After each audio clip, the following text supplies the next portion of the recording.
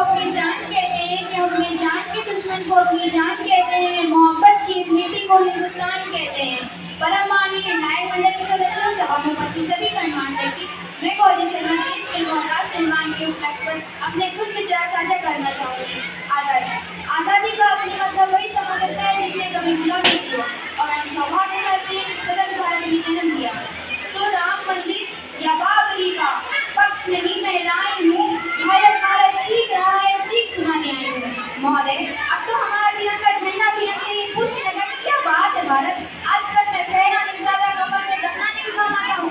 महोदय, हृदय तो उस दिन फट गया जब पूरी माँ अपने बेटे के चित्रों पर देखकर बोली, साहब आप तो भर्ती में एक इंच भी कम नहीं लेते, मैं आधा शरीर कैसे ले लूं। महोदय, आज इन मानवाधिकारों के कारण इन आतंकियों के बंगलों के यहाँ जागाओं की नाक नस्ती है और शहीद हुए जवानों के आनंद की तुलसी रोती है।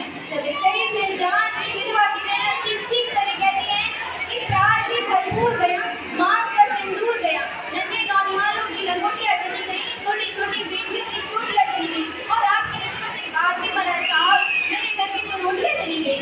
अटल बिहारी वाजपेयी जी ने शायद कहा था कि भारत कोई भूमि का टुकड़ा नहीं है, एक जीता जागता राष्ट्र पुरुष है। ये अटल जी ने कहा था, ये वंदन की धरती अभिनंदन की भूमि है, ये दर्पण की भूमि है, ये अर्पण की भूमि है। इसकी नदी नदी हमारे लिए गंगा है, इसका कंकर कंकर हमारे लिए शंकर है। हम जिएंगे तो इस भारत के लिए और मरेंगे तो भारत के लिए, और मरने के बाद गंगा में बहती हमारी अस्थि को कोई कान लगा के भी सुनेगा, एक ही आवाज आएगी, भारत माता की जय। भारत माता की। Thank you.